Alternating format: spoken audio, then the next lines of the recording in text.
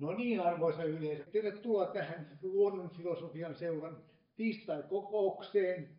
Tarkko Oksla pitää meille esityksen yhteiskunnan itseorganisoitumisesta. No, kiitos Esa esittelystä. Minä tässä puhun sellaisista asioista, joita olen tuolla International Institute of Advanced Studiesissa, joka pitää kesäpäiviä Baden-Badenissa, ja amerikkalais-kanadalainen tämmöinen tieteellinen seura, kansainvälinen seura, niin siellä nyt on 30 vuotta tullut jo käytyä siellä joka vuosi, ja on siellä ollut tietysti näitä yhteiskunnallisia esitelmiä kertynyt sinne poikkitieteelliseen seuraan, ja sitten systeemiteoria on ollut näkökulma, niin on jotain tarttunut päähän ja ajattelin kiinnostuin sitten tästä arkkitehtina tästä itseorganisoitumisen näkökulmasta. Kuuluuko tämä mun puheeni ja onko tämä riittävän selvää? Joo, minä varon tässä nyt liikaa kiirehtimästä, vaan puhun kaikessa rauhassa, ja sitten jos aika loppuu kesken, niin pidän joskus toisen esitelmän siitä lopusta jossakin. Niin Kiitos, tosi hyvä. No hyvä, joo. Niin minä sitten olen Suomessa harrastanut tätä systeemifilosofiaa ja tuomalla niitä ulkolaisia esitelmätuttuja ja muita sen seurankin jäseniä tänne. Ison ryhmän oli semmoinen ECHO-konferenssi, Emergency Complexity Hierarchy Organization Otaniemessä, ja Espoo sitä isännöi. Oli hieno tilaisuus ja kaupunki isännöi sitä myöskin, ja siellä oli sitten maailman nuorin fysiikan nobelisti puhumassa, ja sitten oli Max Planck-instituutista tuo aivokerroskuvauksen kehittäjä ja sitten tämmöinen neurologi Karl Pribram, eli 3 tämmöistä tiedemiestä esiintymässä, ja se oli tavallaan entisen tieteellisen urani kohokohta sitten, ja siitä tietysti on vaikutteita tässä katsauksessa, mitä pyrin tässä nyt esittämään. Tästä on julkaistu abstrakti sitten, en tiedä herättikö se kiinnostusta vai mitä, mutta onhan täällä mukavasti kuitenkin ihmisiä esitelmätilaisuudessa. Ja siinä sitten on noin 21 lausetta esitetty, 200 sanaa, ja siitä pitäisi avautua sitten noin 6 teemakokonaisuutta. Jos ajatellaan, että ensimmäisestä lauseesta puhutaan jotain ja sitten 2 seuraavasta jotain ja sitten 3 ja sitten 4 ja 5 ja 6, niin 21 teemakokonaisuutta saadaan. Ja tässä nyt ei sisällysluettelo ole, niin ne on lyhyesti sanoen, niin tämä yhteiskunnan määrittelyongelma, joka liittyy tähän itseorganisoitumisongelmaan, ja sitten on yhteiskunnan tuntemisesta, miten opimme tuntemaan ja miten yhteiskuntaa opitaan hallitsemaan, ja sitten 3. lisäkohtana tässä yhteiskunnan kehittäminen, ja sekin kietoutuu tietysti tähän organisoitumiseen, joka on prosessi. No, sitten meillä on kehittämisteemasta jatkona käsitellään yhteiskunnan yleisesti hyväksyttyjä tavoitteita ja liittyen arvoihin ja arvopohjaiseen realismiinkin. Sitten seuraava kohta on sitten tällainen synteettinen peruskysymys siitä, onko jotain yleistavoitetta yhteiskunnalle asetettavissa tässä kehittämisasiassa. Ja sitten tämä kietoutuu kysymykseen rauhasta, sodasta ja rauhasta ja taistelusta ja konfliktien ratkaisusta.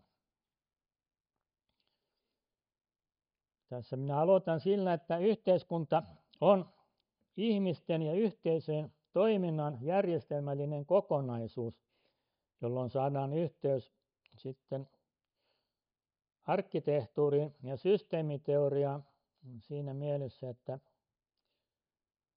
mainitaan tämän kokonaisuuden oleellisia osia ja piirteitä, ja tämä toiminnallisuus tulee tässä olemaan nyt avainasia, että semmoinen yhteiskunta, joka ei toimi, niin sitä ei kyllä oikeastaan edes ole olemassa. No nyt tämä yhteiskunnan määrittely on tavattoman hankala kysymys, koska jokainen kirjoittaja tai opus tai sanakirja tekee sen eri tavalla. Ja tämä on hyvin ymmärrettävää, kun liian laajasta asiasta yritetään sanoa lyhyesti jotain oleellista. Ja nyt sitten tällaiset määritelmät, ne kaipaa aina täydennyksiä, sitten varauksia, annetaan vaihtoehtoja tai sitten esitetään poikkeuksia säännöistä, eli kielletään jotain, mitä oli juuri oltu sanomassa osittain. No sitten tästä tapahtuu semmoinen tilanne, että yhteiskunnan määrittelyn jälkeen ruvetaan aina ikään kuin puhumaan jo teoriaa. Täydentää sitä määritelmää ja se muuttuukin jo teorian kaltaiseksi kuvailuksi. No sitten tästä tulee lisäongelma se, että hyvin helposti nämä huomiot sisältää normatiivista aineesta. Että faktuaalinen puhe siitä, mitä yhteiskunta on aika kapealla pohjalla, jos ei mitään uskalleta esittää arvoista. Ja tällä tavalla niin kun, tuttu yhteiskunnassa keskustelussa, että sehän liikkuu paljon utopian tasolla filosofiassa ja sitten sillä vastakohtana on dystopia, mutta me tietysti keskitiellä kuljetaan silloin, kun puhutaan sitä itse asiasta. No näin voitaisiin ajatella, että yhteiskunnan määrittely jää aina vähän avoimeksi. Ja yksi yhteiskunnan ihannekin on avoimuus. Avoin yhteiskunta on tämmöinen oikein käsite. Avoin yhteiskunta ja sen viholliset oli Popperin teos. Niin tässä mielessä voitaisiin nyt ehkä sanoa aika rohkeasti, että yhteiskuntaa ei ole meille kuitenkaan vain annettu, vaan se on tehtäväksi annettu.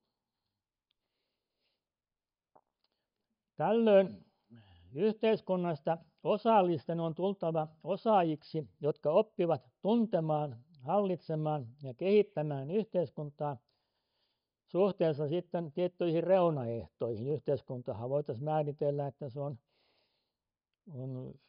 vaihtoehtoisesti vaikka, että yhteiskunta on yksilöllisten ja kollektiivisten toimintojen organisoituva kokonaisuus rajattuna tiettyyn maantieteelliseen alueeseen, sen asukkaisiin ja sen hallintoon,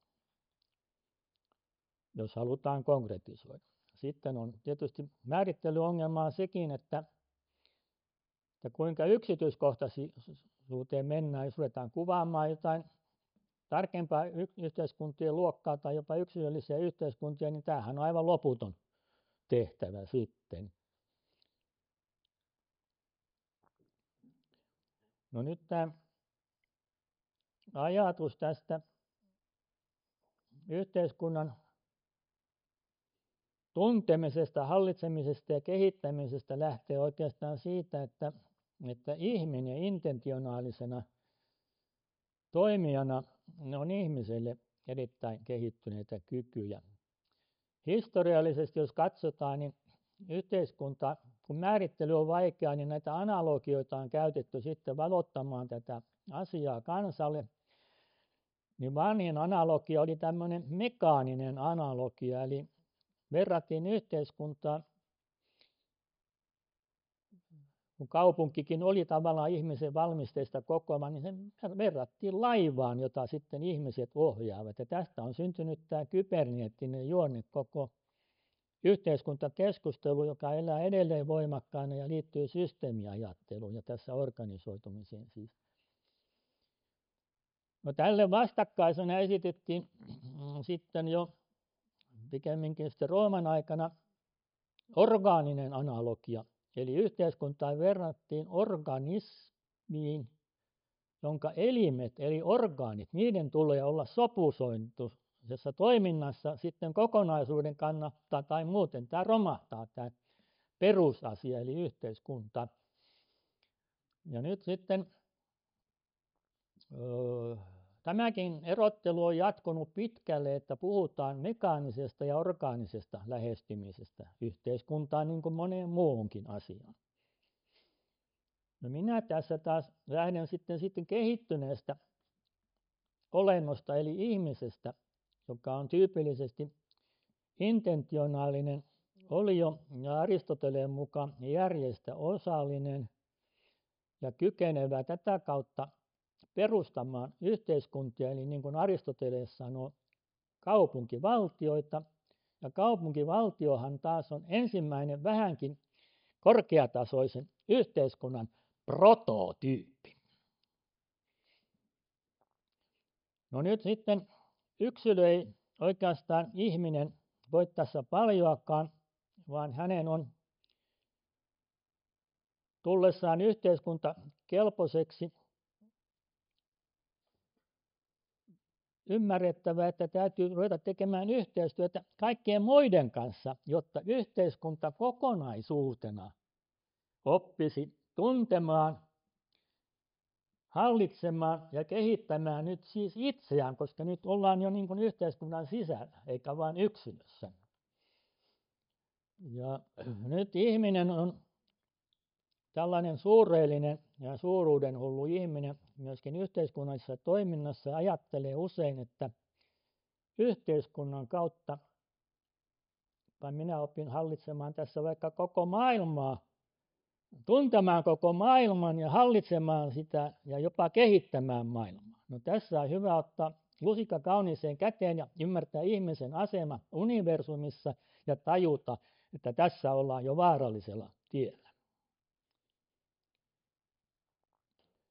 No nyt itse asiassa tämä Aristoteleen idea siitä järjestä osallisuudesta merkitsee oikeastaan juuri sitä, että vasta yhteistyön kautta yhteiskunnassa me ollaan niin kuin laajemmasta järjestä. Eihän me oman järkemme varassa voida olla, vaan me ollaan laajasta järjestä osallisia. Ja lopulta sitten parhaimmillaan koko maailman yhteisestä järjestä osallisia.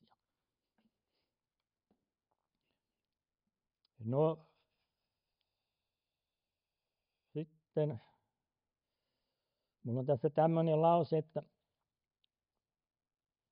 yhteiskunta, tuntemus ja tietoisuus eivät ole pelkästään tiedollinen ongelma, vaan tarvitsemme oppeja yhteiskunnassa toimimiseksi, eli syvää asiantuntijuutta.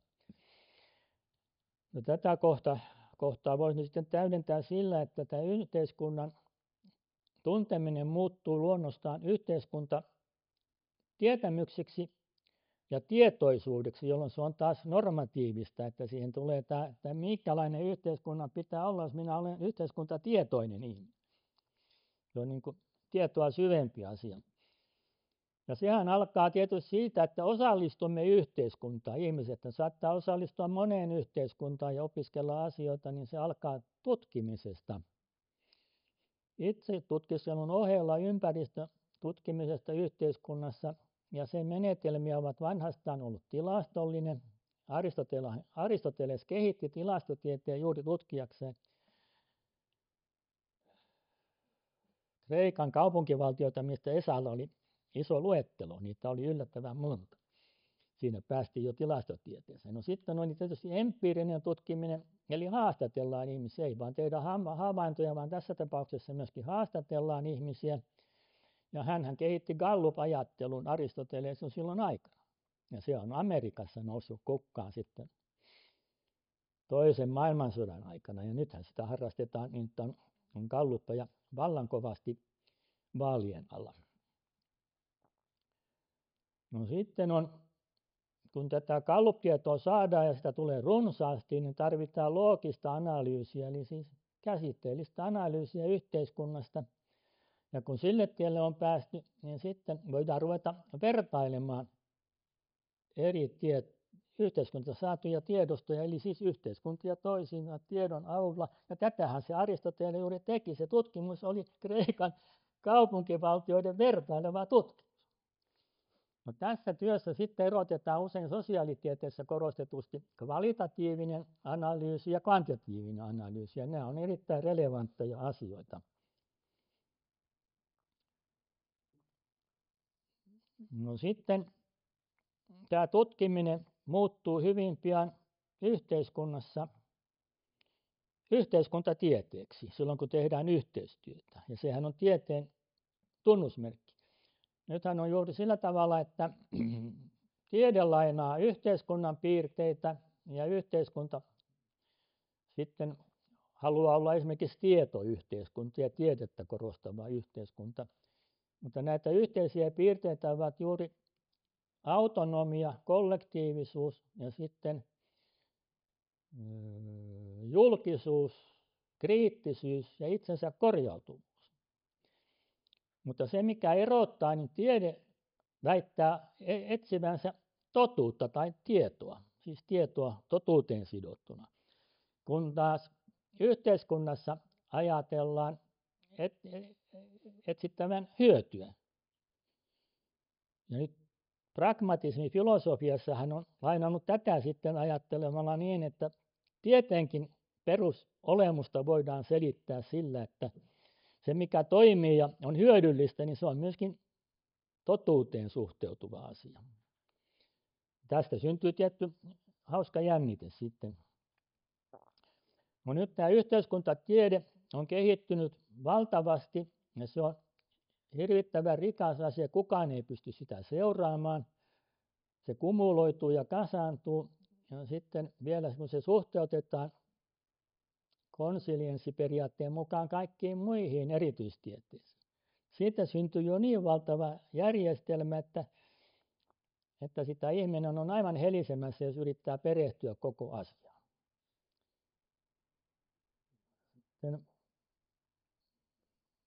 Yksi keino tässä on tietysti sitten systeemiteoria, tai sitten inhimillisempi keino on tietysti filosofia. Nyt yhteiskuntafilosofia on yksi filosofian päähaaroista.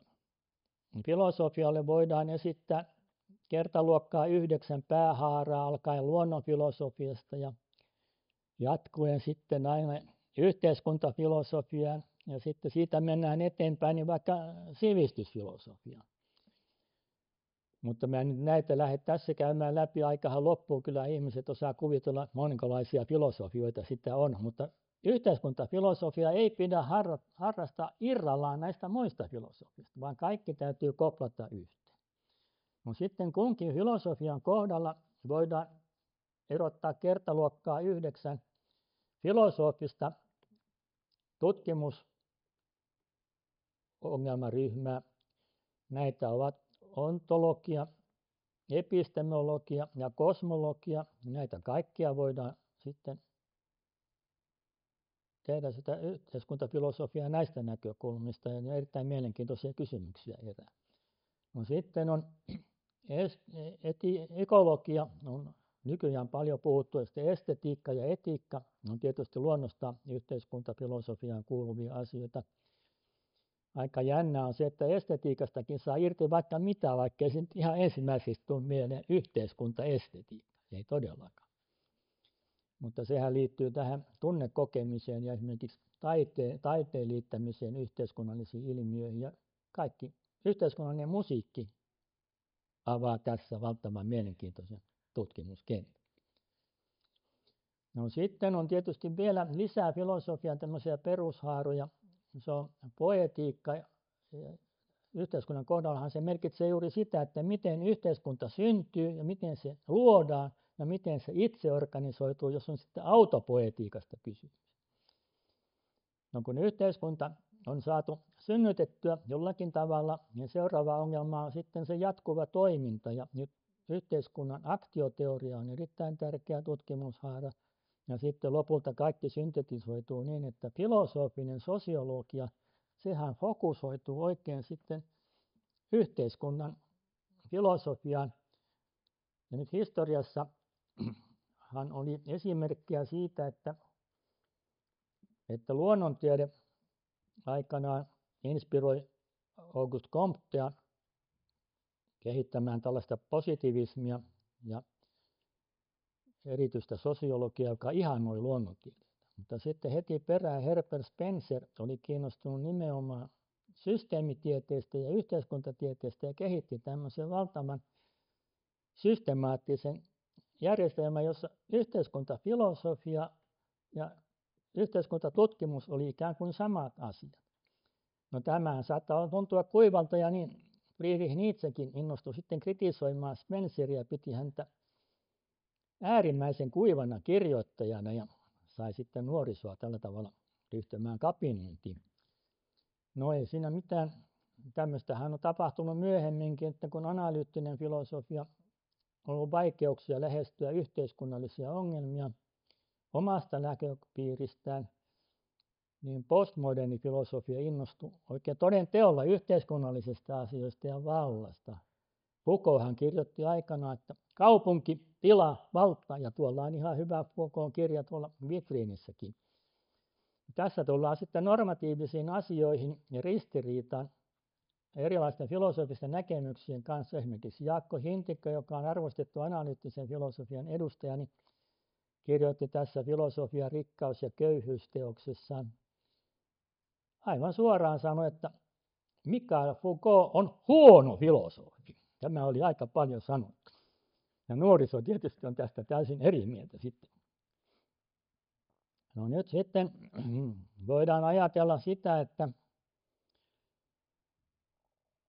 yhteiskuntatieteet ja vielä konsolidoituina tämmöiseen tieteiden valtavaan kokonaisuuteen, niin tuottavat liikaa tietoa ja se pitää sitten filosofisesti jäsentää, jotta siitä saadaan irti ja päästään eteenpäin. Nyt tälle rinnakkain on sitten vielä formaalitieteiden ongelma, mistä täällä on joskus puhuttu, että yhteiskuntatieteiden metodologia tarvitsee tuekseen logiikkaa, matematiikkaa, sitten nykyisin informaatioteoria, mikä on hyvin selvästi esillä tässä Raimo Tuomelan yhteiskuntatieteiden eksakti metodologia teoksessa. Sitten käytännössä tiedämme yhteiskunnan hallinnasta, että tarvitaan tietojen käsittely aivan loputtomasti. Byrokratia ja tietojen käsittely, nehän mielellään liittyy oikein yhteen, tekee tämmöisen liiton. No, sitten on systeemiteoria, on erittäin tärkeä tässä. Meillähän Eki Laitila jäsenemme oli puhumassa täällä joku aika sitten systeemiteoriasta tekoälyynkin liittyen, ja sitten on ollut puhetta, että hän puhuisi yhteiskunnasta ja tekoälystä täällä, ja ensi keväänä ehkä puhuu sitten jostakin tähän liittyvästä tematiikasta. Mutta nyt tuo organisoituminen on ollut semmoinen asia, että siinä täytyy pikkusen ehkä valottaa näitä systeemiteorian kuvioita. No jos nyt ajatellaan, että systeemiteoria otetaan lähtökohdaksi, ja se tietysti on hyvä lähtökohta, mutta sen ongelma on vähän siinä, että se voi olla itse tarkoituksellista, että jos me ollaan kauhean innostuneita systeemiteoriasta, niin me ikään kuin pakotetaan se yhteiskunta, me kaivetaan sieltä puoliväkisin ne systeemit esiin, ja se joudutaan tämmöiseen yhteiskuntakyberneettiseen tavallaan, ei se nyt ole suoja, mutta ehkä pelto, tämmöinen hyvin järjestettyyn peltoon, jossa sitten saattaa jotkut muut asiat unohtua. Se systeemin tausta, se loogisen systeemin tausta helposti unohtuu, että eihän kaikki ole systeemeitä, vaan systeemi on ikään kuin kuvaus tästä yhteiskunnasta.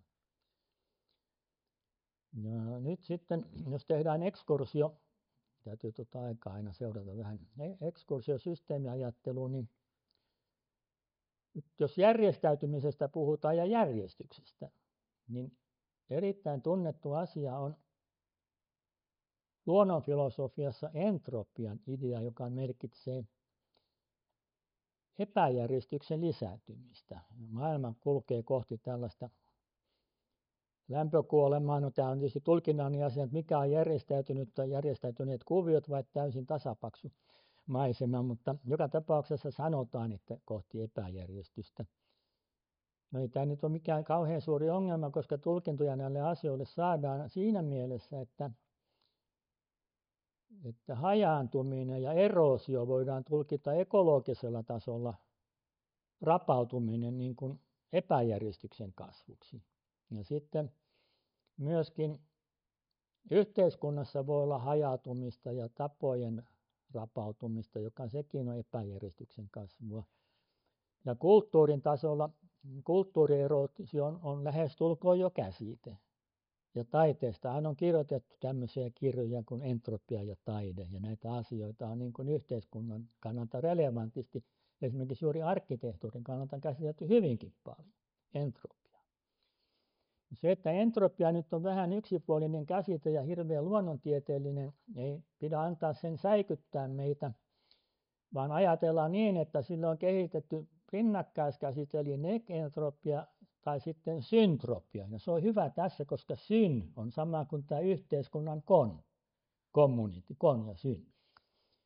Niin syntropia tarkastelee tilanteesta, jossa pystytään järjestystä lisäämään vastoin entropian yleistä periaatetta. Yleisesti ajatellaan, että nimenomaan luonnossa elämä on se perustava voima, joka vastustaa entropiaa ja pystyy kehittämään tämmöistä syntrooppista vastavirtaa. No sitten tietysti tietoisuus on seuraava tämmöinen merkittävä asia näihin liittyen. Tietoisuushan liittyy järjestymiseen ja aivothan ovat äärimmäisen järjestynyt kokonaisuus jostakin näkökulmasta katsoen. No, nyt yhteiskuntahan on nimenomaan ihminen ja yhteiskunta, elävät ihmiset ja yhteiskunta on nyt erittäin voimakkaita syntropiaan kykeneviä siis toimijoita. Ihminen on yksilö, mutta yhteiskunta on niin kuin sitten yleisempi toimija. No, tämä kaikki liittyy energian tavalla tai toisella, mistä saadaan yhteyksiä luonnonfilosofiaan, mutta erittäin mielenkiintoinen on tämä synergian käsite, joka tulee siis energiasta, ja siinä on taas tämä syn. Tämähän on Hermann Haakenin idea, ja hän käsittelee sitä, että kaikessa tämmöisessä yhteenliittymässä on voimassa tämä synergiaperiaate, että kokonaisuus, kun se organisoituu, niin se on paljon enemmän kuin osiensa suora summa. No sitten jos ajatellaan systeemiteoriaa enemmän, niin tullaan tilanteeseen sitten emergenssin käsitteeseen, joka merkitsee sitä, että esimerkiksi yhteenliittymän kautta ilmentyy aivan uusia tasoja. Ja perheen perustaessaan ihminen hän muodostaa tämmöisen uuden korkeamman tason, luopuu jostakin omista vapauksistaan. Ja perhe taas rajoittaa häntä, mutta eihän sitä kannattaisi perustaa, jos olisi pelkästään rajoituksia, vaan se perhe tuottaa sitten taas synergiaa, joka vapauttaa ihmistä toimimaan jotenkin muuten. Että esimerkiksi ihan ammatissaan taas puolestaan saa takaisin ammatissa menetettyä aikaa toimia siellä. Tämähän toimii sitten kaikilla tasoilla. Nythän koko tämä organisoitumisen periaate liittyy tämmöiseen subsidiariteettiin. Eli jos meillä on joku korkean tason systeemi, niin se jättää vapauksia ja valtaa alemman tason systeemille, esimerkiksi Euroopan unionin valtioilla ja valtiot lääneille ja läänit kunnille tai valtio suoraan kunnille ja sitten taas yrityksille ja niin edespäin.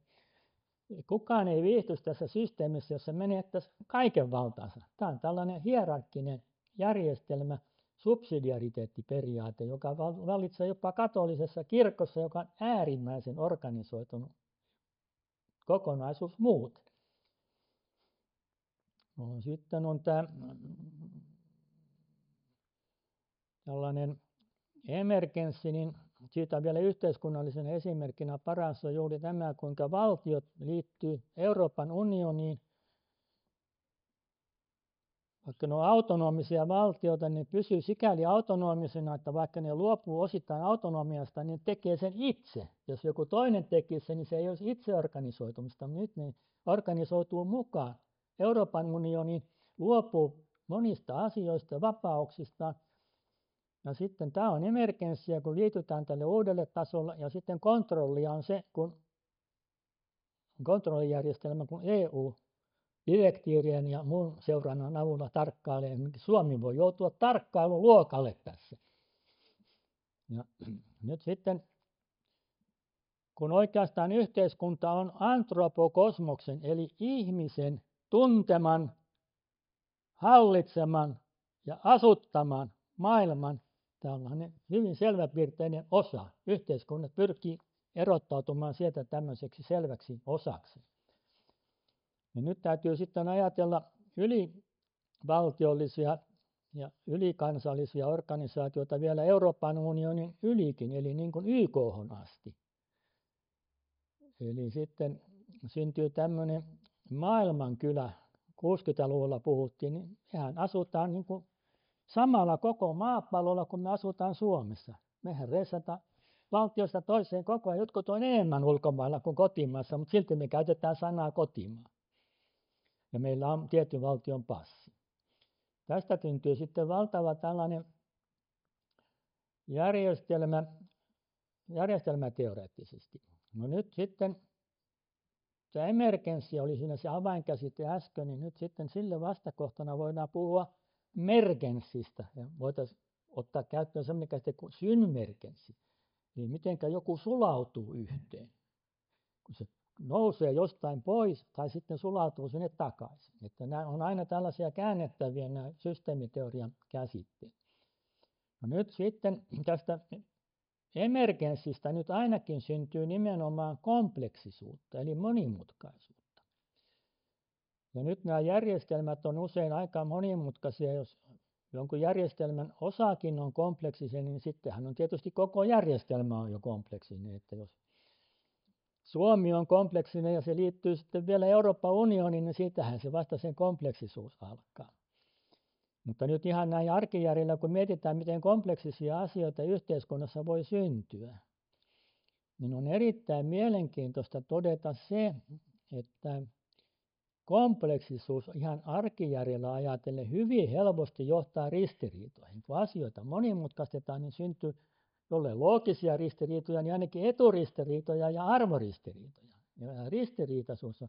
Arkkitehtuurissahan on tämmöinen erinomainen kirja kuin Complexity and Contradiction in Architecture, Robert Ventourin tällainen postmodernin arkkitehtuurin raamattu. Ja sitten on erittäin jännä sitten tässä, että nämä kompleksiset systeemit niin kuin loogisessa ja systeemiteoreettisessa mielessä, niin ne on hyvin monimutkaisia ja niitä ei voi niin kuin johtaa osistaan sitä osien ja kokonaisuus on niin paljon kompleksisempi, että sitä ei voi niin kuin osiin palauttaa. Niin ne ovat sitten, systeemiteoriassa sanotaan, että ne ovat, kompleksiset systeemit ovat kaaoksen rajapinnalla, jolloin kaos on tavallaan semmoinen ihmeellinen systeemiympäristö, josta niin kuin tunnettuja systeemejä osataan keskustella, mutta jonkinlaista kaaosta on olemassa kaoottisia systeemeitä, joita niillä yritetään kuvata. Mutta mikä on sitten inhimillisen normaalin kompleksisuuden ja kaaoksen ero? Meillähän on arvojärjestelmiä ja arvoja pitää ymmärtää ristiriidan kautta, mutta sitten on sitten nämä konfliktit, sitten on ne ristiriidat. Kyllä niitä ristiriitoja kutsutaan, ei ne välttämättä ole loogisia ristiriitoja, mutta loogisen ristiriitojen käsittely auttaa meitä myöskin käsittelemään arvoristiriitoja.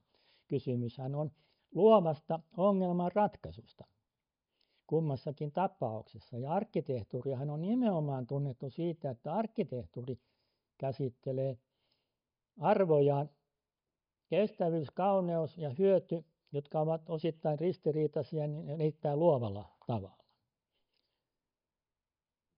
Sitten kun on päästy tähän, että meillä on kompleksisen tason systeemien teoriaa sovelletaan yhteiskuntatutkimukseen, niin silloin syntyy sitten tämä hierarkian ongelma. Eli tämä kompleksisuus ja ristiriita voidaan yrittää ratkaista, että valheellisesti jäsennetään joku systeemi hierarkkisesti, jotta siitä saadaan ote. Ja sehän on väkivaltaa. Mutta sitten tätä hierarkista jäsentämistä, sille rinnan tulee sitten holismi. Eli pitää kuitenkin koko ajan ainakin vaistollaan ymmärtää, että se on se holistinen kokonaisuus, joka on se todellinen. Ja tämä on vaan malli, tämä systeemikuvaus siinä rinnalla.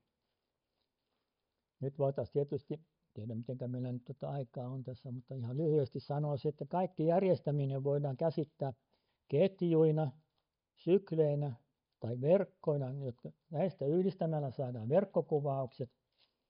Ja verkot ovat jo helposti niin monimutkaisia, että niitä ei hallita ilman hierarkiaa. Silloin kun verkko hierarkisoidaan, niin siellä määritellään keskuksia ja muutetaan se sitten väkivaltaisesti niin kuin keskusten verkostoksi, joka on abstrahointi taas siitä alkuperäisestä verkosta. Tästä syntyy sitten hajakeskitysperiaate, joka on kaikessa yhteiskunnan hallinnossa avainasia. Eliö Saarisen erikoisuus. Hän siitä kirjoitti oikein laajalti. No, nyt sitten jos halutaan systeemiä soveltaa yhteiskuntiin, niin sitten tulee tämmöiset Boolean-hilat ja alleloskooppiset systeemit, että kaikki liittyy kaikkeen. Tulee kombinatorinen räjähdys, kun kaikki yritetään sovittaa yhteen. Siitähän tämä koko esitelmän käsittely tulee melkein mahdottomaksi, kun kaikki yhteiskunnan hirvittävän monet asiat liittyy toisiinsa. Ja sen takia, kun mä tätä tein, niin syntyi semmoista niin kuin, ihan kuin olisin metsässä kulkenut ja sitten syntyi topoksia. Ja uudestaan tuli niin kuin saman mansikapaikan ääret. Tästähän mä puhuin aikaisemmin, mutta ihan eri näkökulmasta. Ja siis alkaa jäsentyä, tulee modulaarinen teoria. No sitten tämä nyt sitten liittyy logiikkaan tämä Boolean hilan, eli hyvin täydellisesti järjestäytyneen systeemin idea. Ja kyllähän näitä hiloja sitten esimerkiksi järjestäytynyt ruutukaavahan on verrattuna orgaaniseen, ne on toisella tapaa järjestäytynyt. Tai sitten satunnaiseen asemakaavaan. Puhutaan tiukasta tai väljästä asemakaavasta. Ja Suomihan nyt on tämmöinen sivistysmaa, että täällä on kuitenkin vielä asemakaavoitus ollut hallinnassa. Mutta kun mennään tuommoisiin uudempiin maihin, niin kuin Australia, niin sehän on aivan samanlaista kakofoniaa kuin Helsingin kaupungista Helsingin lentokentälle se matka. Eihän se ole mitään kunnolla järjestynyttä rakentamista. Mutta tämä rakentamisen ongelmatiikka on sitten liittyy tietysti tähän maahan, että maahan käsitellään fysikaalisena asiana ja sen niin kuin siinä arkkitehdit touhua, mutta sitten täällä yhteiskuntapuolella siirrytään sitten pikkuhiljaa politiikan puolelle. Ja nyt sitten, kun yhteiskunta on opittu tuntemaan, niin filosofian tie johtaa meidät politiikan pariin. Sehän on käytännön filosofia. Sieltä tullaan suoraan politiikan pariin. Nyt voitaisiin yhteiskuntaa harjoittaa tämmöisen sosiologisen oppijärjestelmän avulla. Se ei ole niin kuin sosiologia tieteenä, vaan se on yhteiskuntaoppia. Sosiologia tässä mielessä. Ja tätä järjestäytymistä voidaan alta tektologian avulla. On sellainen tieteenhaara kuin tektologia, joka tutkii kaiken järjestämisen perusteet, kaikkien järjestelmien perusteet. Sitä on harrastettu fysikaaliselta näkökulmalta, biologiselta näkökulmalta ja psykologiselta näkökulmalta ja sitten siinä tämä kertautuu tämä koko tieteiden hierarkia sitten näissä tutkimuksissa.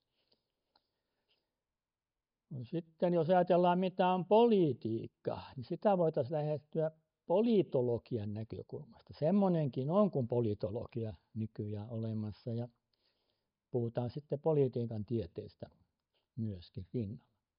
Mutta itse politiikka, sehän on perinteisesti yhteiskunnassa yhteisten asioiden hoitamisen taitoa. Ja tässä mielessä se on sitten myöskin yhteisten asioiden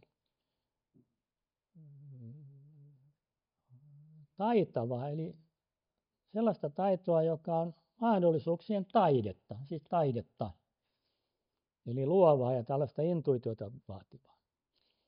No, pelkkä mahdollisuuksien taidehan on tietysti osa tästä, että se on niin kuin modaliteettien taidetta, yhteiskunta. Ja politiikassa pitää aina miettiä, mikä on välttämätöntä ja mikä on niin kuin kontingenttia, sitten sen jälkeen mikä on mahdollista ja mikä on mahdotonta. Ja tässähän tulee tietysti sitten juuri arvojen kautta ja yhteensopimisen kautta mahdollista ne kysymykset. Ja sitten lopulta tulee aina se, että mikä on todellista ja mikä ei. valtioneuvos myöhemmin presidentti J.K. Paasikivihän sanoi, että kaiken viisauden alku on tosiasioiden tunnustaminen. Ja tämähän tarkoittaa poliittista viisautta nimenomaan tässä yhteydessä. Ja politiikassa tarvitaan sitten älyä ja viisautta vuoron perään. No Aristoteleen mukaanhan politiikka on itse asiassa taito, joka sijoittuu tänne älytaitojen ja viisaustaitojen välimaastoon. Ja se on siitä erikoinen taito, että politiikka on toisia taitoja määräävä taito. Siis siinä tulee tämä potenssiin korotus. Toisia taitoja määräävä taito. Hän kaukaa viisaana ihmisenä sanoo vielä tämän asian niin, että politiikka on arkkitehtoninen taito, jolloin tulee tämä organisoiminen suoraan tähän asiaan. Mutta hän sanoo vieläkin viisaampana, että politiikka on arkkitehtonike tekne, eli se on siis arkkitehtonin tekniseen taitoon rinnastettava asia. Ja silloinhan on kysymys siitä, että politiikassa teknisenä taitona meillä on välineitä ja inhimillistä taitoa saavuttaa yhteiskunnallinen tavoite tai suorittaa yhteiskunnallinen tehtävä. Ja nyt arkkitehtuuri, jota tässä käytetään apuna, on siitä erikoista, että se luo fyysisiä edellytyksiä ihmisen sosiaaliselle toiminnalle. Eli hoitaa tämän infrastruktuuripuolen ja kaikki sitten rakennukset ja laitokset ja maisemat ja kaikki nämä.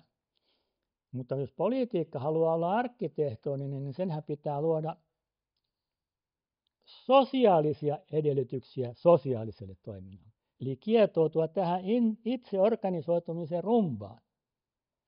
Eli olla siis kiinnostunut ensisijassa ihmisestä, no niinhän arkkitehdinkin tulee olla, mutta arkkitehdit joutuu olemaan kiinnostuneita sitten rakennuksista.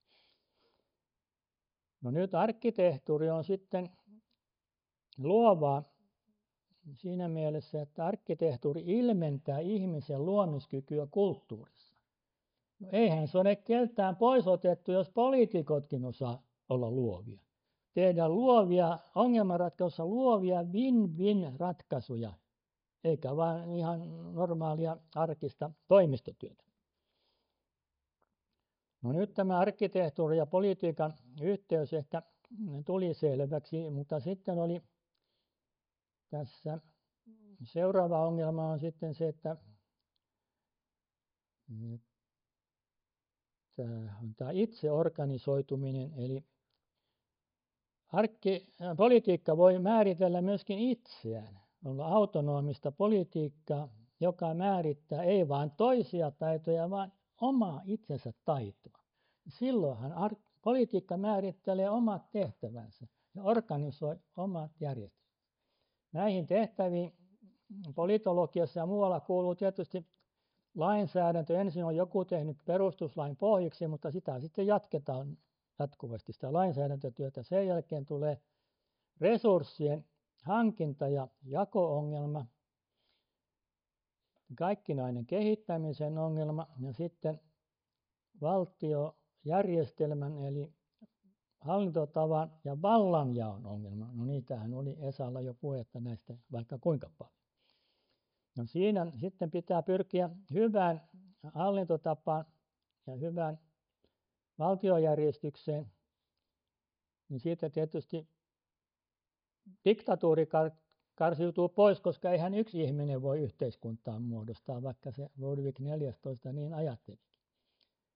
No sitten toinen ääripää on sitten anarkia. No eihän yhteiskuntaa voi anarkia varaa rakentaa. Ja nyt hyviä yhteiskuntajärjestelmiä etsitään, niin kuin Esakin totesi, että on siis yksinvalta, harvainvalta ja kansanvalta. Ja niissä pitää pysyä siellä hyvällä puolella, eikä sortua nepotismiin tai korruptioon tai mihinkään väärinkäytöksiin. Aristoteles oli sitä mieltä, että yhteiskunta on hyvän elämän edellytys. Ja tähän voitaisiin sanoa, että hyvä yhteiskunta on se edellytys, ja sitten hyvä yhteiskuntahan voi olla ilman valtiota, mutta hyvä yhteiskunta ei voi toimia ilman hyvää valtiota. Että ne korreloi niin kuin hyvän tasolla, mutta ei ne mitään loogisia korrelaatioita ole niinkään. Ja nyt sitten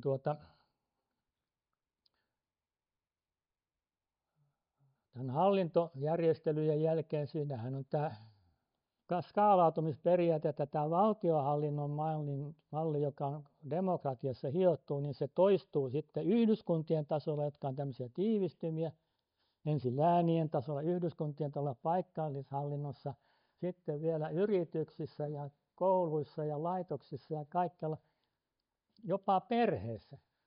Mutta yksilön kohdalla se on jo huonompaa, kun siitä tulee diktatuuri automaattisesti. No tällainen ajattelu sitten, että hallinto on oleellinen ja pyrkimys hyvään hallintoon on oleellinen osa tätä itseorganisoitumista, niin sitten seuraava ongelma on tämä kehittämisongelma. Että politiikan keskeinen tehtävä oli kehittää ja sitten tietysti varmistua siitä, että ihmiset noudattaa hyviä elämäntapoja, pyrkivät hyvään elämään, meillä on siihen mahdollisuus ja sitten että talous on kestävällä pohjalla. Tässä oli politiikan tehtävä. Yhteiskunnallinen kehittäminen taas lähtee siitä, että avoin yhteiskunta voi muuttua ja muuttuminen on kaiken kehityksen edellytys. Jos yhteiskunta sulkeutuu ja jämähtyy paikoilleen, niin kehittäminen loppuu siihen.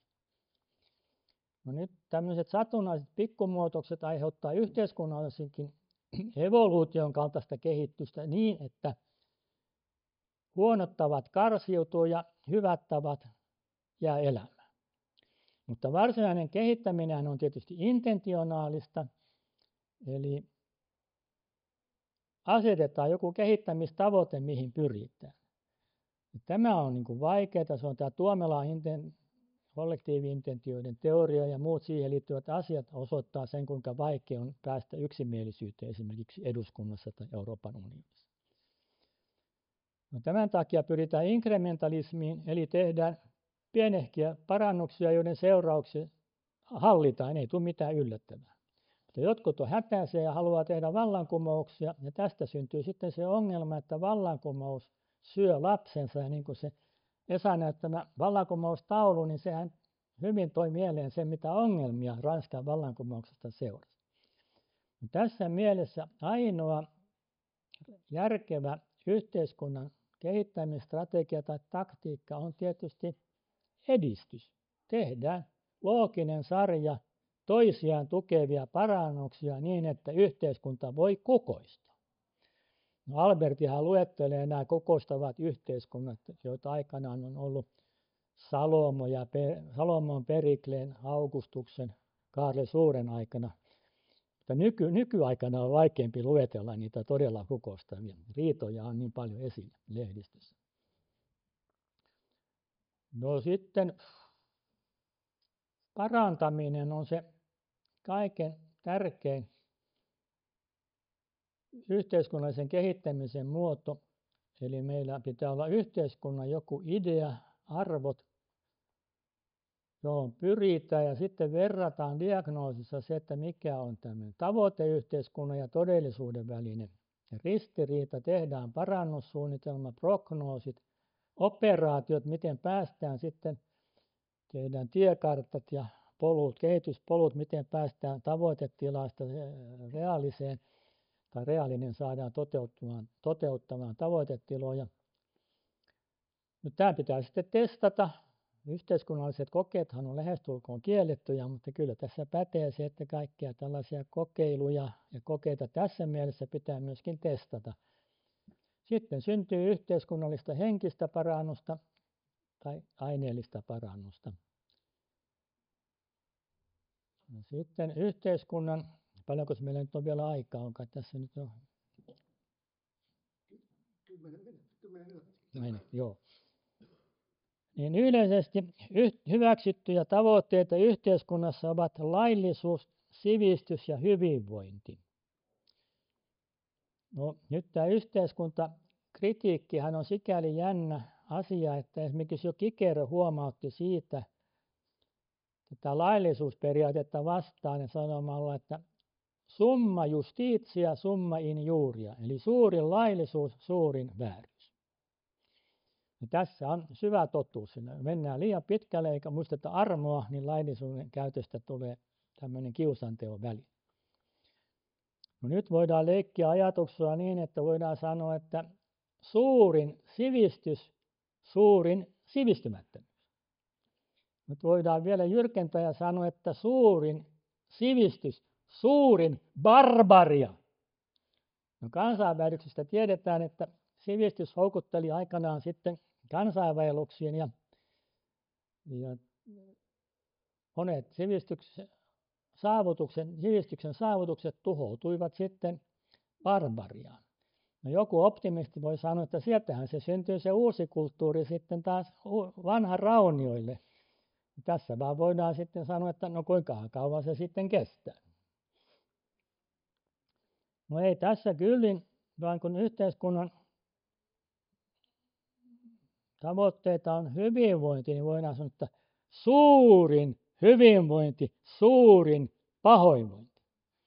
Tässähän on kysymys kultaisen keskitien kulkemisesta joka vaiheessa. Että on terveellistä käydä kurkkiustamassa vähän laidan yli kummallakin puolella, mutta joku kohtuus täytyy olla. Ja nyt tämä ylikulutus, sehän on meidän aikamme helmasynti ja se oli aikanaan ylellisyys, oli jopa kuolemansynti. Rajahyötyperiaatteen mukaan kaikessa järkevässä taloudessa täytyy ymmärtää se, että joku tolkku täytyy olla hyvinvoinnin tavoittelussakin. Ja tämähän tulee kasvun rajoissa vastaan ja siitä päästään sitten ekologiaan.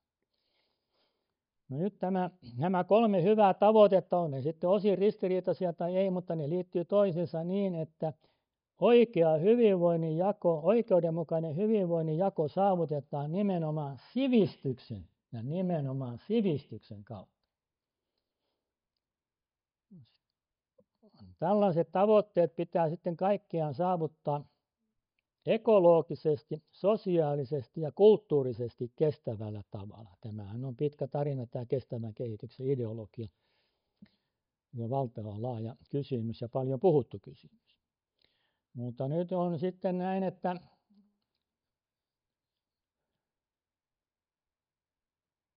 kestävä kehitys liittyy suoraan sitten ekologian ja sosiologian yhtäaikaisesti syntyy ekososiaalinen ulottuvuus. Yhteiskunnan pitää vastata siitä, että se pitää ympäristönsä kunnossa, muuten ei olla elinkelpoisia, muuten tuhoudutaan. Mutta sitten tässä syntyy sitten se ihmisen suhde, yhteiskunnan suhde kulttuuriin, eli yhteiskunnan pitää pitää ulkosuhteensa kunnossa kaikkiin muihin yhteisöihin ja yhteiskuntiin ja ihmiskuntaan kokonaisuutena. Pitää hyvät välit YK:ssa, aika yksi juttu. Sitten syntyy tämä sosiokulttuuraalinen dimensio. Ja yhteiskuntahan on tavallaan prosessi niin, että meidän pitää koko ajan pyrkiä tämmöisen synteettisen näkemyksen mukaan ekolokokulttuuraaliseen symbioosiin. Eli elämään sopusoinnussa ympäristön ja sitten muiden yhteiskuntien ja kulttuureiden kanssa. Ja tähänhän nykynuoriso paljon pyrkii. Tämä on paljon tiedostettu asia, mutta tätä voidaan sitten lähteä tutkimaan myöskin systeemiteorian näkökulmasta, ja on tällainen idea kuin symbiable systems, elinkelpoiset ja elinvoimaiset systeemit. Ja biologiahan on tietysti avaintiede silloin, kun lähdetään hakemaan inspiraatiota.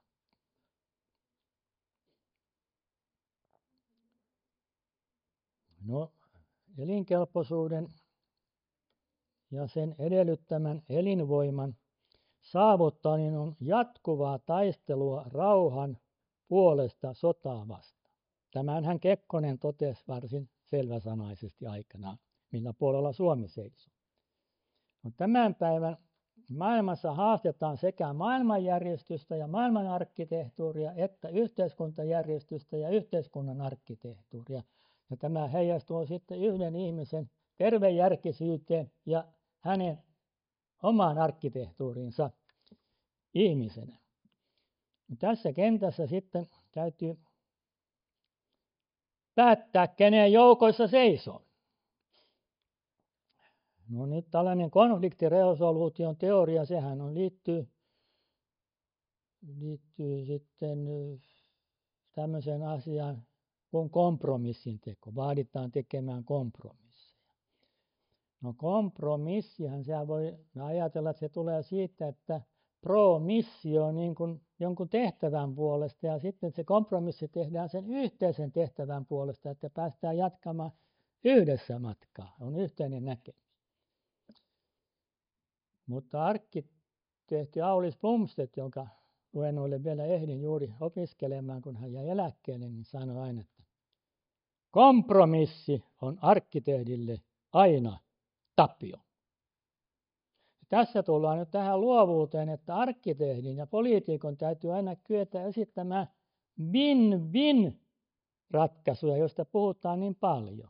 Ei vaan tyytyä kompromissiin, vaan houkutella ihmiset mukaan kompromissiin tällä periaatteella, mikä on tietysti käytössä Gazassa ja mikä pitäisi olla käytössä Ukrainassa, kun rauhasta puhutaan. No Suomessahan on hyvät perinteet sikäli, että Kekkosenhan puhui tästä ydinasettamasta Pohjolasta ja kaikesta muusta, ja sitten Koivisto ja Ahtisaari ja Niinistö olivat hyvällä tiellä, ja siinä tilanteessa oli pakko liittyä sekä Euroopan unioniin että NATOon, kuten tiedetään. Mutta tämä sitten intressiristiriitojen ratkaisu, niin sehän on juuri se mielenkiintoinen asia, joka tekee myöskin politiikasta mielenkiintoisen ja koko arkkitehtonisesta suunnittelusta mielenkiintoista. Jos tätä analogiaa halutaan viljellä, mitä mä nyt olen korjastanut, mutta se ei ole kaukaa haettu, koska siis hallitsijan tärkein tehtävä aikanaan oli päättää sodasta ja rauhasta. Sehän oli jo intiaanipäälliköllä ja kaikilla muilla. Niin nyt sitten politiikassa puhutaan sodan ja rauhan arkkitehdistä. Ja mikä on sitten tässä se asian ydin? Jos tässä vielä muutama minuutti on, niin se on tämä taistelu. Siis vaikka ollaan rauhaa rakastavia, niin yhteiskunnassa on aina tämä ristiriita, että se on taistelua rauhan puolesta. Ja siinä me tarvitaan sitten lainata, kaikki keinot on sallittuja, lainataan sotaintoilijoiden taito tähän rauhan puolelle. Silloin meillä on rauhan strategia, eli se, että rauhan haettaessa pitää säilyttää toiminnan vapaus. Ja se koskee erityisesti tavoitteen asettelua, suorituksia ja sitten mitä tuloksia saadaan aikaiseksi. Niin tätä pääperiaatetta, tätä toiminnan vapauden aatetta sitten voidaan tukea taktisella tasolla. Silloin luodaan edellytyksiä, suoraviivaisia edellytyksiä, autetaan strategian toteutumisessa tai keksitään sitten vaikka koukkauksia, kaikkia yllättäviä.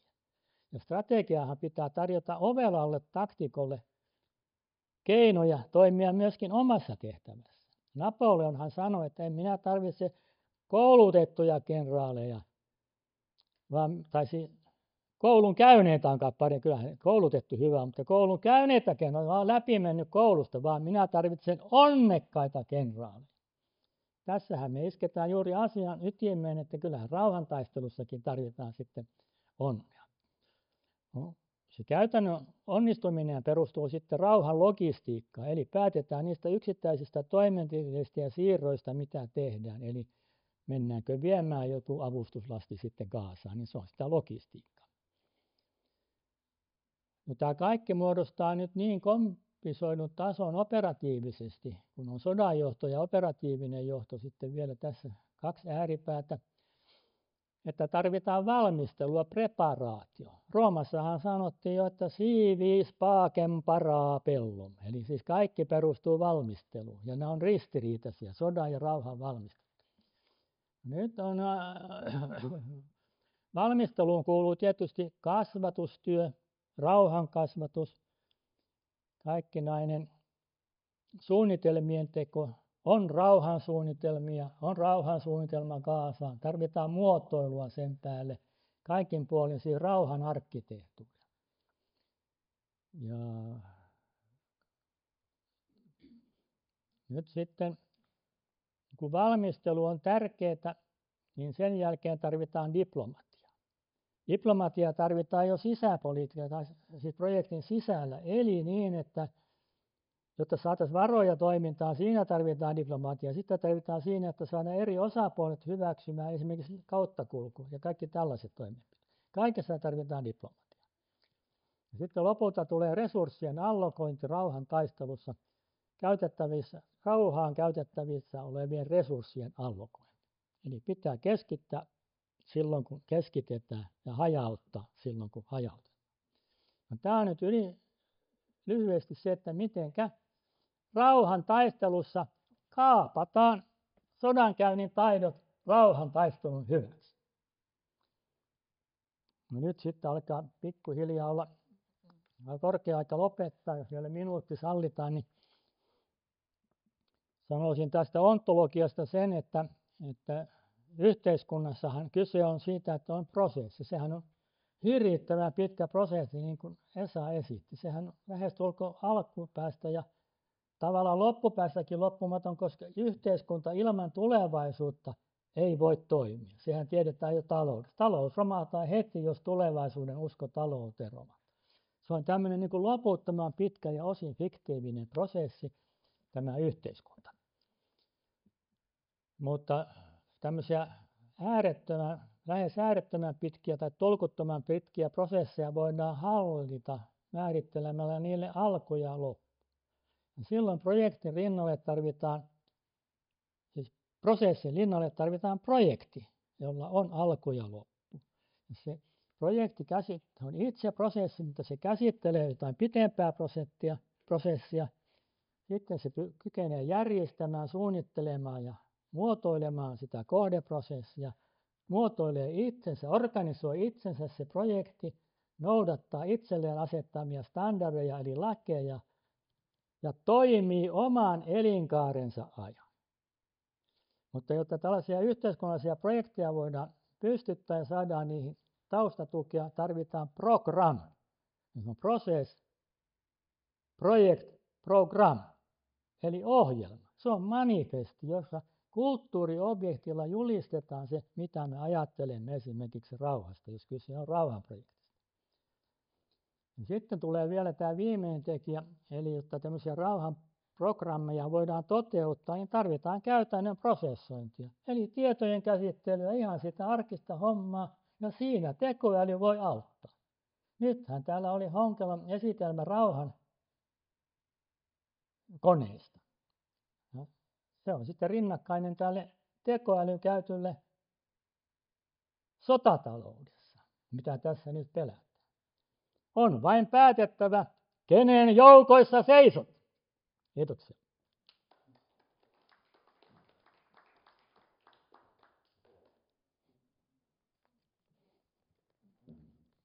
Jaa, niin oliko siellä kysymyksiä sitten?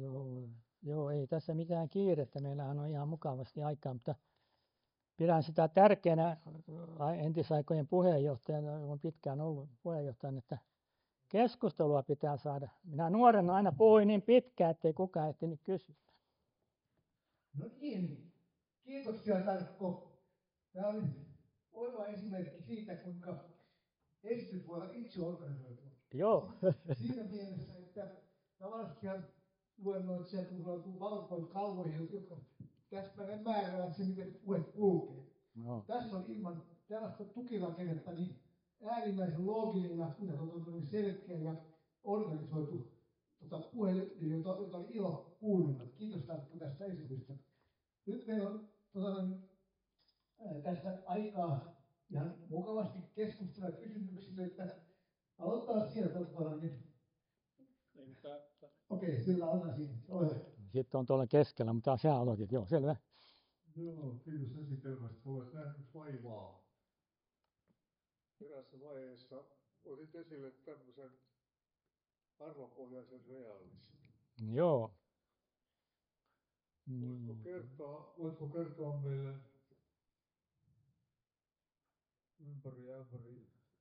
Minkälaisia arvokonsepteja tiedät? Joo, no sehän on hirveän nyt hyvä kysymys, koska se liittyy niin ajankohtaisesti Suomeen STUP-kytkennän kautta. Ja kun sitä on väitetty sitten ristiriitaiseksi, niin anteeksi. No, kyllä kai te saitte tuon jo. Niin nyt sitten arvopohjainen realismistahan voidaan ajatella koko ajan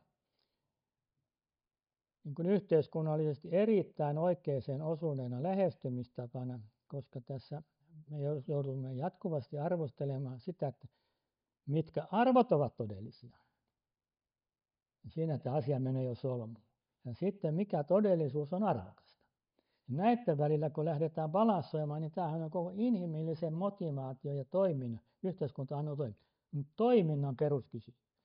Toiminnan motiivi määräytyy arvojen siitä, kuinka korkealle me asetamme arvot ja ne päämäärät, joita toiminnassa halutaan toteuttaa, ja sitten onnistumistodennäköisyys, eli realismin välillä. Koko politiikka on arvopohjaista realismia. Siinä on sitten vielä 3 pointtia, jos Tuppi pääsee sanomaan. Mutta minä en nyt sano niitä, mutta siis arvot, realismi ja sitten intressi. Intressit on se 3. Ja se on niin kuin näiden arvojen tulkinta oman navan kautta tai oman yhteiskunnan kautta. Politiikassa ajetaan omaa etua, omia intressejä niin kuin liike-elämässä. Mutta tässä on sitten se vaara, että joudutaan sitten huonoille teille. Kun altruismi aina hakkaa egoismi etiikassa. No niin, sitten on tietysti vastakkaisia mielipiteitä. No, ole hyvä. Käytkö sinähän se siellä puheenjohtajat? Joo. Timo Heinonen. Tuo loppukaneetti, kenen joukossa seisot, herätti vanhoja muistoja opiskeluajoilta. Paavo Seppänen oli esimiehenä sosiologian laitoksella, missä opiskelin silloin 70-luvulla ja sosiologiakin. Siihen aikaan opiskelijat olivat aika paljon vasemmistolaisia, oli tämä marksismi, leninismi ja dialektinen materialismi ja sitten tämä sosialistinen suunnitelmatalous. Mä en itse ymmärtänyt oikeastaan dialektista materialismia, se ei auennut mulle, mutta tenttikirjana oli esimerkiksi tuo Ralph Dahrendorfin kirja, jonka tarkkaan nimeä en muista, mutta se käsitteli minusta ymmärrettävästi sosiaalisia ristiriitoja ja konflikteja ja jännitteitä. Hän vertaili erilaisia valtioita ja yhteiskuntia, minkälaisia instituutioita ja niin kuin välineitä niillä on erilaisten ristiriitojen ja jännitteiden niin kuin laukaisemiseen ja ratkaisemiseen. Ja nyt kun ajatellaan nykyaikaa, niin meillä on paljon konflikteja ja ristiriitoja. Jokaisella on varmaan joku kanta niihin. Mutta ajatellaan, että miten me niitä konflikteja mielessämme ratkaistaan tai käsitellään. Eli ikään kuin kukaan ei mieti enää sosiologisesti sitä, että minkälaisia instituutioita ja tapoja meillä on nykypäivänä niin kuin käsitellä ja ratkaista näitä ristiriitoja ja jännitteitä niin kuin metatasolla mietittäisiin sitä. Ollaan vaan sillä perustasolla, että puolesta tai vastaan. Että mitä tällä voisi tehdä, että saataisiin niin kuin enemmän tämmöistä niin kuin sanoisiko niin kuin tieteellistä metatason analyysiä, minkälaisia keinoja meillä Suomessa tai muualla maailmassa on ristiriitojen käsittelyyn yhteiskunnassa. No joo, hyvä kysymys. Ja liittyy tähän mun käsittelyihin sitä metodologian osalta on tämä arvoparadoksi, jossa pohditaan tätä yhteisten arvojen löytämisen vaikeutta. Siitä pääsee sitten niin kuin alkuun. Mutta tässähän on yhteiskuntahan on dialogia, mutta tässä tulee dialektiikka sitten. Tämä hegeliläinen, tämä Fichtehän sanoi reines sein, reines nicht, reines werden. Eli tästä ristiriidasta syntyy tämä mahdollisuus mennä uuteen. Ja tämänhän sitten nappasi Hegel ja kehitti idealistisen yhteiskuntateoriasta. Ja siitä nappasi ideoita sitten Marx, joka yhdisti aristotelismia, sitten Hegelin filosofiaa ja perusti tämän realistisen kommunistisen filosofian. On taidesuuntauskin on sosialistinen realismi, joka kuvailee aika idealistisesti itse asiassa näitä työn sankareita, mutta realismi oli sitten ankaraa taistelua syrjittyjen köyhälistön edustajien puolesta. Ja dialektiikka on sitten tässä se todella tärkeä metodi, jota systeemiteoriassakin tänä päivänä tutkitaan ihan tosissaan. Ja mitenkä sitten löydetään tämä tiekartta joistakin päämääristä tähän rauhanomaiseen tilaan ja se kehityspolku, niin se on niin kuin tämä prosessipuoli, miten edetään tämmöisessä verkostossa, joka on luotu ajattelemalla. Mutta sitten on tämä arvojen välinen ristiriita, on sitten se toinen osapuoli ja nythän ihmisillä on paljon tässä yhteistä. Aristoteles sanoi, että kaikki pyrkivät hyvään. Sen jälkeen on vain kysymys tulkinnasta, mikä on hyvää. Ja nyt eduskunnassahan kaikki puhuu tähän suuntaan, että ei niin kuin puhu parannusten puolesta, eikä paljasta sitten mitä on ketunhäntiä kainalossa. Mutta rehellisyys on sitten rauhanneuvottelussa kaiken A ja O. Ja Martti Ahtisaarihan oli tässä juuri mestari ja sai sen takia sen himoitun. Ei hän nyt ehkä himoinut, hän sai sen ihan luonnostaan, niin Nobelin rauhanpalkinnon.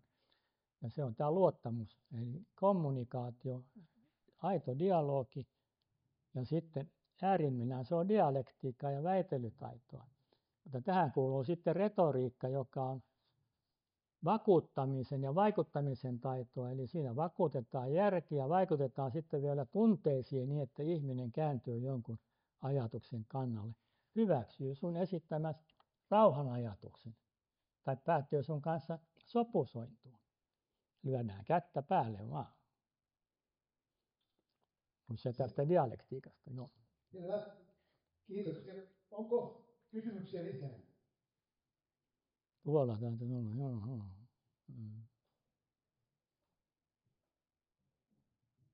Joo, kiitos. Mä kysyin sellaista, käytin semmoista termiä kuin syntropia, niin kuin entropian ja entropian rinnalla. Ja se on aika harvoin käytetty termi. Onko joku, joka on sen niin määritellyt tai käytänyt sen sillä tavalla, että se pääsee kiinni? No kyllä se nekentropia ainakin tietokoneelta löytyy, se on yleisempi versio, mutta mä olin siellä Baden-Badenin tämmöisessä instituutissa, joka tämmöisessä verkkoyliopistossa, niin siellä oli hienoja kirjoja, oli yksi oikein hieno kirja, semmoinen, valitettavasti ei tullut sitä nyt mukaan, mutta sitä tietoja, mutta ihan se oli syntropia, käsitteli sitä, kuinka sä voit järjestää oman elämässä vähän niin kuin moottoripyörän huoltotyyliin, että sen kirjan tyyliin, että ihan arkisesti puhuttiin sitten, kuinka sä oot joutunut retuperälle ja sitten syntropia-ideoiden avulla saat elämästä taas kerättyä kuntoon, eli järjestyksen. Se on järjestyksen lisäämistä sun elämään, ei hajannut. Jos sä hajannut liian moneen asiaan, miksi opiskelijathan tekee sen, että ne lukee liian monta asiaa ja menee sillä lailla sekaisin. Tietysti yhtä samaa lukemalla voi myöskin mennä sekaisin, mutta se on juuri tämä järjestyksen kasvu ja elämä on, jossa avainkäsite. Elämä on se, joka järjestäytyy, organisoituu ja kasvattaa järjestystä. Pystyy sitten vastustamaan esimerkiksi kylmän lisääntymistä. Onko se niin kuin humanistien käyttämä termi sitten? No entropia on käsitetty kyllä humanismissa ja taiteen kohdalla paljon, mutta tästä syntropiasta saisi sitten paljon enemmän kyllä melkein irti, koska meitähän kiinnostaa pikemminkin hyvät asiat kuin huonot asiat.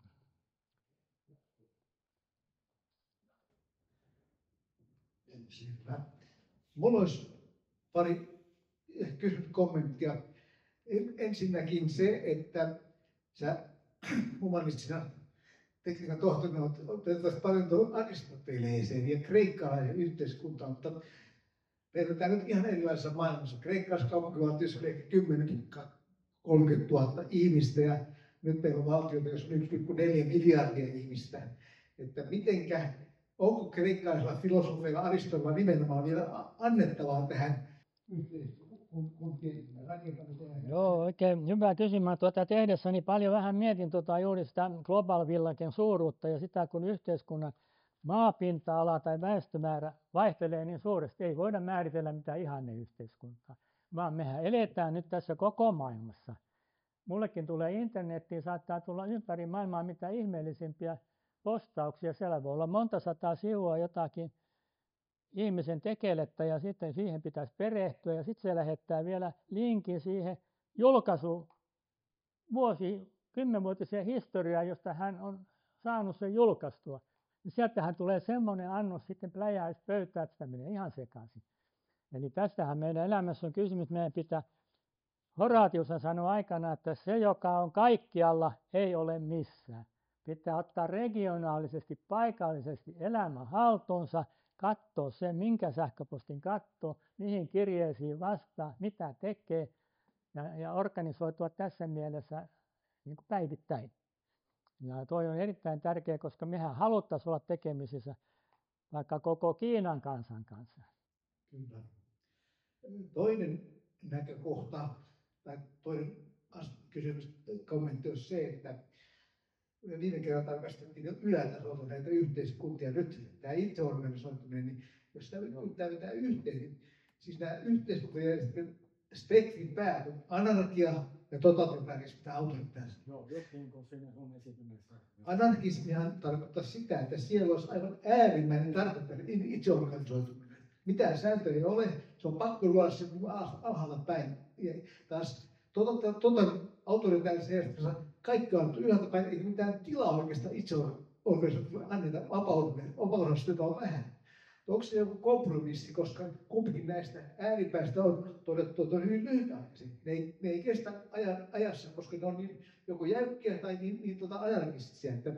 Onko sinulla demokratia on sanottu, että se on vastaus tähän, mutta ei se kaikkein päin. Mutta onko sinulla niin pitkällinen ajattelijana tästä käytöstä, että mikä on sellainen ihanteinen tapa sääntelyä itseorganisoitumista? Kyllä se kultainen keskitie tässäkin pätee, niin kuin estetiikassahan puhutaan siitä, että kauneus on järjestyksen ja kompleksisuuden tasapainoa. Niin tätä kun mutatis mutandi ajatellaan, että mitä on hyvät asiat ja mitä on näin muut arvot, niin siellä pätee tämä sama idea.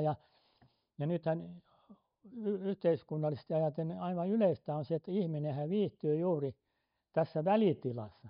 Turhautuu totalitarismissa ja sitten menettää hermonsa sitten lopullisesti niin kuin anarkiassa ja tämmöisessä täydellisessä perversioiden tilassa, jossa ei mitään arvoja ole missään asiassa. Sitä kyllästyy kyllä aika pian. Ja toi oli just niin tärkeä kysymys, että on tämä harmonia. Sitten kultainen keskitie oli semmoinen niin kuin vanhan Kreikan hyveisiin lisättävissä oleva asia, että se oli antiikissa tärkeä. Ja toinen oli sitten tämä vastavuotoisuuden periaate, joka oli myös laajemmin, että teet toiselle se, mitä haluat itsellesi tehtävän.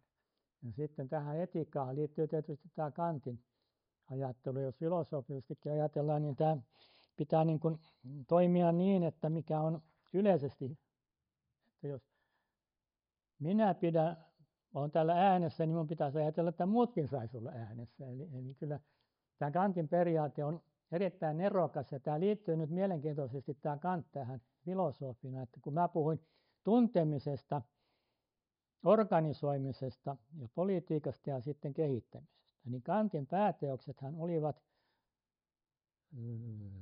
puhdas järki, tämmöisellä yleisellä tasolla, sitten käytännön järki sillä toisella tasolla ja sitten arvostelukyky kolmannella tasolla. Eli se, kun asioita kehitetään, niin sehän on arvostelukyvyn asia. Tässä tullaan taas siihen arvopohjaiseen realismiin, että Kant oli myöskin se, joka kehitti sitten ajatuksen tiedon arkkitehtuurista ja hän oli itseorganisoitumisen varsinainen uranuurtaja. Hän on juuri se filosofi, joka on pohtinut itseorganisoitumista oikein syvällisesti. Sitten hän käsitteli tapoja. Tavoista oli puhetta, instituutiothan ovat tapojen systemaattisia kokonaisuuksia ja koko yhteiskunnan verusta. Voidaan määritellä yhteiskunta niin kuin instituutioiden kautta, eikä vain ihmisten tai yhteisöjen, vaan nimenomaan toiminta ajatellen instituutioiden. Hän kirjoitti hyvistä tavoista.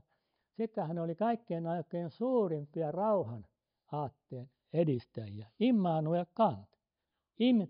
Kant. Seurasi tässä Leibnizia, toista suurta filosofiaa. Ja sitten aika jännä, että kun tässä puhutaan näin ja sitten joskus käydään filosofian puolella, niin sieltä löytyy loputtomasti sitten asiaa. Yksi on sitten tietysti Hobbes, joka keksi, sä ehkä mainitsitkin sen, Hobbeshan nimenomaan keksi tämän yksilön ja yhteiskunnan, siis yksilöllisen ja kollektiivisen valtava jännitteen ja osasi kuvata sitä näin kiehtovalla tavalla. Niin että pieni Alvar Aaltokin piti Suomessa paitsi pientä ihmistä tärkeänä, niin nimenomaan, että individualismin ja kollektivismin välisen ristiriidan ratkaisu on arkkitehtuurin perusongelma.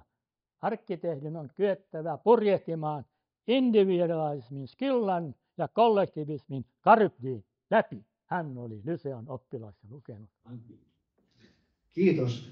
Eikä nyt päättänyt tähän. No kiitos vielä tuohon äskeiseen kysymykseen anarkiasta ja totalitarismista.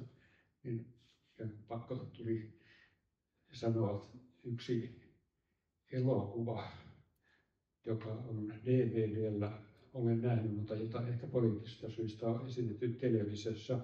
Sen nimi on Utopia ja sen on sodan jälkeen. Siis siinä on Uukanen, Paksukainen, Oliver Harjesta, niin Koorena. Ja en tiedä, onko se kenellekään tuttu, mutta siinä nämä kaverukset voittaa saaren jossain arpajaisissa ja päättävät perustaa sinne utopisen ihanneyhteiskunnan, jossa kaikki on vapaita eikä kenelläkään ole veroja. No sinne tuli melkoinen vaellus ihmisiä ja ei kauaakaan, kun siellä tehtiin vallankumous ja sitten tämän utopiavaltion perustajat syrjäytettiin ja karkotettiin ja sinne astui toiset johtajat heti ruoriin. Eli aika tämmöinen nihilistinen kuva tästä, mitä on yrittää sitten tämmöistä vapaata yhteiskuntaa. No joo, tämä on mielenkiintoinen kysymys. Tuohan Vilenius aikanaan teki filosofia- ja politiikka-nimisen tämmöisen nuoruuden teoksia. Siinä käsiteltiin muun muassa näitä ihanneyhteiskuntia Aristotelesta lähtien. Ja utopiahan on niin kuin tässä oikein avainsana. Platonihan kirjoitti, joku piti sitä jopa dystopiana, sitä Platonin yhteiskuntaihannetta, mutta joka tapauksessa se on toistuvasti tullut sitten esiin, ja Thomas Moren tämä kommunismiin viittaava utopiahan on kuuluisa kirja. Mutta sitten yllätys, näitä dystopioita rupesi pikemminkin tulemaan sen jälkeen, niin kuin tämä 1984 Isoveleistä ja sitten tämä Fahrenheit, mikä se nyt oli, joka paperi palaa. Niin, joo, sinä olet hyvä kemiassa ja fysiikassa. Niin tämä on erittäin kiehtova tämä on semmoinen kirja esimerkiksi kuin Kaupungit, joita ei rakennettu, The Unbuilt Cities, niin se on tosi hieno, koska siinä on vaan tämmöisiä utopistisia kaupunkisuunnitelmia. Ne on paljon kiinnostavampi kuin joku reaalinen kaupunkikirja, anteeksi nyt vaan. Niin tämä utopia, tämä on tärkeä. Joo. Hyvä. Kiitoksia. No, viimeinen kommentti laita. Meillä on kaikki loppua nyt. Pitää olla pihalla siihen asti. Itse organisoituminen oli yksi ydinasia meidän teemassa, mistä olen nyt tässä puhunut pitkään. Tuli tässä mieleen, että siis talkoot kyllä yhteisössä on mun mielestä yksi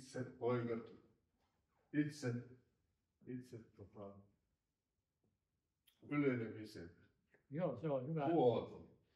Tähän liittyen nousi mieleen tuolta taannoisesta historiasta mieleen 2 maksiimia. Kaikki on tehtävä, jotta oma koti ja kontu olisi kaunis ja rikas elää. Ja toinen sitten enemmän tällä filosofian puolella, että antiikin Kreikan hellenistinen etiikka ja juutalaiskristillinen moraali olisi suomalaisuuden ja Suomen tulevaisuuden kivijalka. No joo, se on Hyvä kysymys. Tuo talkoohommahan on juuri sitä, että tekee toiselle sinne, mikä toivoisi itselleen tehtävää. Ja Alvar Aaltonen on ihan lyhyesti vaan tässä mainitsin erittäin hieno essee tästä, kun mentiin takaisin Karjalaan, menetettiin Karjalaan ja perhe itse organisoitui paistamaan leipää siellä pelkän savupiipurain. Sitä, mikä sanotaan taiteen henkisestä sisällöstä. Joo, sisällöstä, joo. Niin sitten tämä suuri eettinen kysymys, niin tuo kreikkalainen hyve-etiikkahan on tietysti meidän etiikan perustana. Ja sitten on tämä kristillinen puoli, jossa tulee tämä ihmisen pienuus ja suuruus hyvin esille, tämmöinen ristiriitainen, että suurin ihminen on se, joka on pienin ja näin päin pois. Ja sitten tietysti tämä käsky, että rakasta Jumalasi yli kaiken ja lähimmäistäsi niin kuin itseäsi, niin siinä tulee tämä lähimmäistäsi niin kuin itseäsi on tämä etiikan avainkysymys. Ja kyllä se risti siellä vaan siellä Suomen lipussa on vieläkin, vaikka joku se ehkä haluaisi vaihtaa, niin kyllä minusta hellenistinen, siis kreikkalainen ja juutalainen kristillinen moraali on tässä, niin kuin Mooseksen 10 käsky on kaiken perusta. Sehän on se ainoa laki, jota voi noudattaa, kun se muistaa, kun toinen vaihtoehto on joku 500-sivuinen tai 5000-sivuinen laki, niin ei sitä pysty noudattamaan. Kiitoksia. Kiitoksia Tarkolle, kiitoksia kaikille osanottajille ja totean vielä sen, että tällä kokoontumassa luonnonfilosofian seuraan osallistut tekemään yhteiskunnastamme kestävämpää ja parempaa meille kaikille. Meillä on vielä toivoa, hyvät ystävät. Eiköhän antaa aplodit vielä Tarkolle.